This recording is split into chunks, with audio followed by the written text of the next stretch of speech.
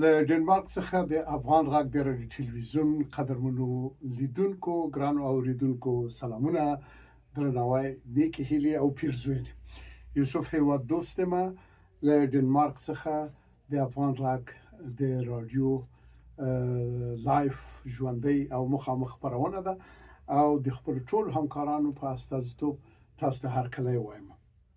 قدرمن دوستانو نننۍ خبرونه هم نوی او په زړه پورې مطالب لري. په تیره بیا چې مونږ له ګران هیواد افغانستان نه بیرته راستانه شو د افغان غږ د رادیو تلویزیون درې تنه غړي او همکاران چې زومه فیضه جان هوسا د خبرونه چلوونکې او مسؤله او دغه راز خغلی سمون هیواد دوست چې موږ سره او په افغانستان کې زموږ همکاران خغلی زرغون هیواد دوست او همداسې یماجان خات.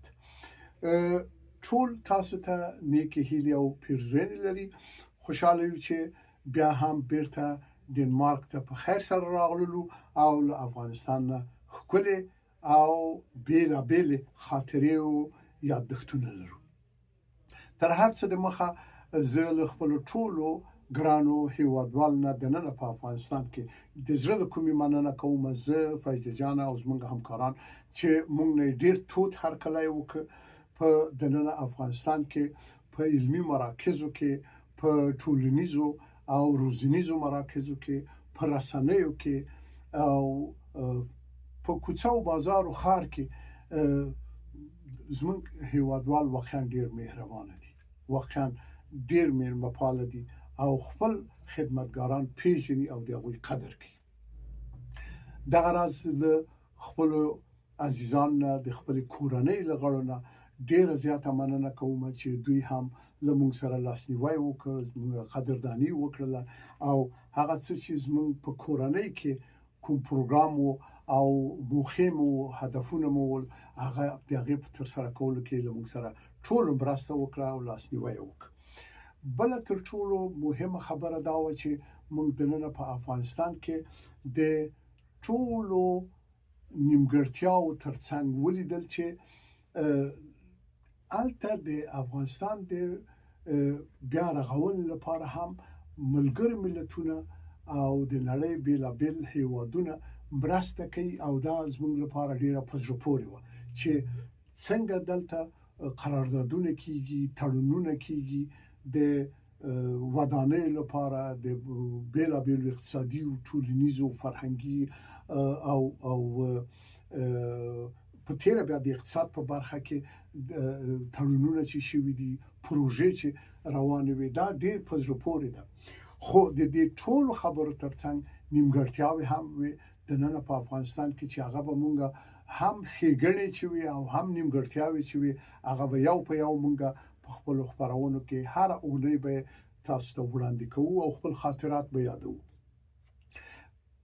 ستونزې هماغه ستونزې دي چې پخوا هم مونږ ته یادونه کړې. د افغانستان خلک ته سرټکونه کوي او غوښتنه کوي چې هغه ترسره شي. دنیا نه له ملګرو ملتونو او په افغانستان کې له چارواکو نه دا هیله ده چې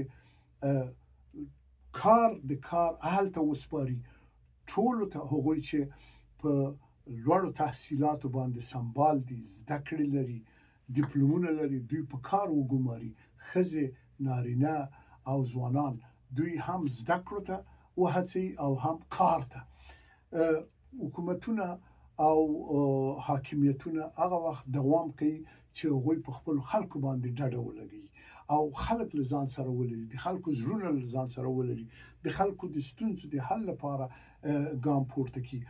او زموږ هیله هم همدا ده چې خلکو ته د کار زمینه برابر شي او د زده کړو او تحصیل زمینه. له بلې خوا نه ډېرې داسې برخې هم موږ ته د پوښتنې وړ وي او ویم زورولو. د مثال په توګه موږ غوښتل چې له بیلابیلو تفریحي ځایونو نه ځینې راپورټونه هم تهیه کړو، جوړ کړو، خو هلته یې ښځې نه پرېښودلې. موږ ژوبڼ ته لاړلو یا باغ وحش ته، هلته یې ښځې نه پرېښودلې. نو زمونږ وړاندیز دا ده، زمونږ پیشنهاد دا ده چې په دغسې ځایونو کې ښځې هم انسانان دي، ښځې هم د همدې ټولنې او د بشري ټولنې یوه ډېره عمده برخه ده.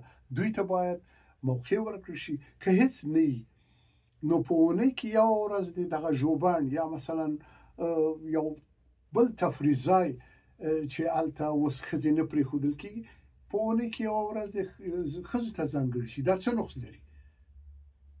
اکثرا دغه ماشومان چې دي د خپلو میندو سره دغسې ځایونو ته چې ځي، دا په روزنیز ارزښت کې هم ډېره ګټه لري چې ماشوم سم روزل کېږي کله چې له مور سره وي او له پلار سره وي.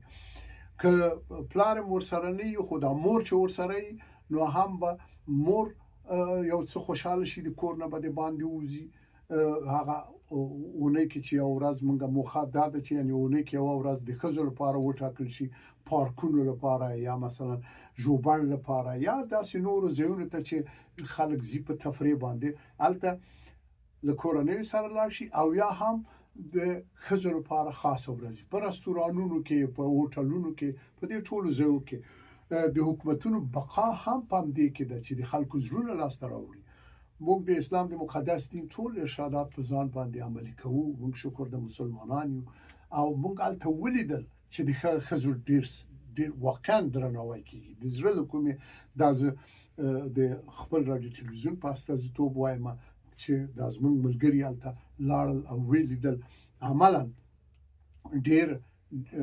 ډېر درناوی کېده د ښځو. د فیضه جانې هوسانه چې د دغه راډیو تلویزیون چلوونکې ده او مسؤله یې ده، یعنې واقعا په ډېرې ګرمۍ سره او تود هرکلی یې وشو. همداسې له موږ ټولو نه له دې پرته هلته ښځې چې موږ لیدلې په ښار کې، په بازار کې، په ډېرو ځایونو کې دوی کار کوو، اما دا بسنه نه کوي. باید پراخ کار هم په تعلیمي و روزنیز برخه کې او هم په کاري برخه کې دوی ته د کار امکان برابر شي. قدرمن دوستانو، خبرې ډېرې دي، هغه به موږ هر اونۍ په خپله خپرونه کې یادونه ورنه کوو. ډېرې نورې خبرې دي چې هغه هم موږ باید یاد کړو. یو څه باید دلته اوس یاد کړو، بیا په نورو خپرونو کې هم. له بده مرغه په افغانستان کې ډېر بد رواجونه دي او هغه بیخي اوج ته رسېدلي دي، ځورونکي او ملا ماتونکي. په ودونو کې ډېر بې ځایه مصرفونه دي، په خوړې یا شیریني خورۍ کې همداسې در واخله، په مړي کې، په ژوندي کې چې څه ډول مراسم تاسو ګورئ واقعا ځورونکي دي او دا ډېر ملا ماتونکي دي. خلک کار نه لري، خلک عاید نه لري، ټول خلک خو کار نه لري، ټول خلک عاید نه لري. له بلې خوا نه مهاجر او کډوال له پاکستان او ایران نه راغلي دي، ټولو تجمع کړې ده او دومره کار خو نشته دي ټولو ته. هیڅ دولت یې نشي ورکولی. دومره 5-6 میلیون راغلي دي له دې نږدې هېوادونه، پاکستان او له ایران نه.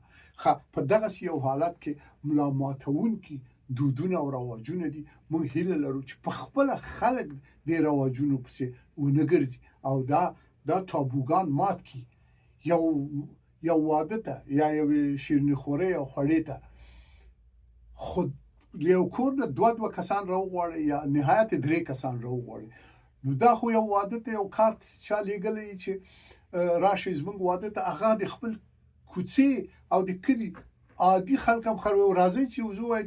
او دا بار د په هغه چا چې دا واده کوي یا دا شیریني خوري او خوړه کوي او یا هم داسې یو د خوښۍ محفل او یا هم د غم په محفل کې، په هدیره کې، په فاتحه اخیستلو جریان کې، په ټولو کې. یعنې دا خلک واقعا په اقتصادي لحاظ ډېر تاوان ګوري.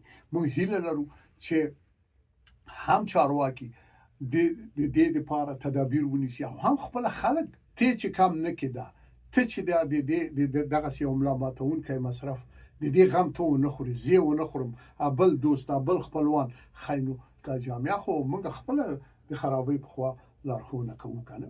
باید خفه نه شو یو بل نه، باید درک یې کړو هغه کسان چې هغوی غواړي چې یو محدوده مختصره د خپلې کورنۍ یو خوشحالي یا محفل ونیسي. همداسې په ډېرو نورو مواردو کې. یعنې قدرمن دوستانو داسې موارد ډېر دي چې باید یاد شي، اما په دې خبرونه کې دومره وخت دی اوس نشته ده. موږ په د دې خبرونه په یادښت کې د دې نه یادونه وکړه، او دا د دې معنی نه لري چې د نن افغانستان کې ټول هرڅ نیگیټیو او منفي دي. برعکس په افغانستان کې ډېرې ښېګڼې موږ ولیدلې، ډېره یعنی توده میلمه پالنه. د افغانستان خلک واقعا ډېر درانه خلک دي، ډېر ښکلي او هیواد پالونکي خلک دي، د یو بل سره مینه کوي، د یو بل سره مرسته او لاسنیوی کوي. په همدغه شرایطو کې چې ما ولیدل چې ډېر کډوال راغلي دي، 5-6 میلیونه، او هغه جبران راوستل شوي دي هیوادونه، ما ولیدل چې عملا ورسره بل وطندار ورسره کومک کوي، مرسته کوي، او دا ډېره لویه خبره ده. هغه څوک چې مالدار دي، هغوی چې ژوند او اقتصاد شکر دی ښه ده، ما احساس کړل چې هغوی د غریب او بېوزلو کسانو سره مرسته کوي. د کار مسله ده. د کار مسله موږ وړاندیز کوو چې د کابل د ښار نه او د نورو لویو ښارونو نه د دومره تجمع کم شي. ډېر زیات خلک راغلي هلته، او هلته ټولو ته کار نشته ده. دا باید هر څوک خپل ولایت ته ولېږل شي، هلته ورته د کار زمینې برابر شي، وړې فابریکې، واړه اقتصادي تشبثونه هلته ایجاد شي، او هلته د خوځښتونه زراعت ته پام وشي چې ډېر په دې برخه کې خلک کار وکړي، او دغه راز ښوونځي او پوهنځي په افغانستان کې زیات شي چې د زده کړې امکان هم په هر ولسوالۍ او هر ولایت کې موجود دي. په هر حال قدرمن دوستانو، هیله لرو زموږ نننۍ خبرونه هم تاسو ته په زړه پورې. موږ د خبرونې په جریان کې بیا هم له افغانستان نه ډېرې ښکلې خاطرې لرو. هغه ښکلې خاطرې به تاسو سره شریک کړو. موږ چې هر ولایت ته لاړو دا ځل، او هر ولسوالۍ ته لاړو، یعنی افغانستان واقعا جنت نشان هیواد ده. خدای تعالی د افغانان او افغانستان له جګړو وساتي، له ورور وژنې وساتي، او یو بل ته لاس ورکړي، یو بل سره تعامل وکړي، او د دې وطن په آبادۍ، نیکمرغۍ او سوکالۍ کې برخه واخلي. کور مو ودان، ژوندي اوسئ.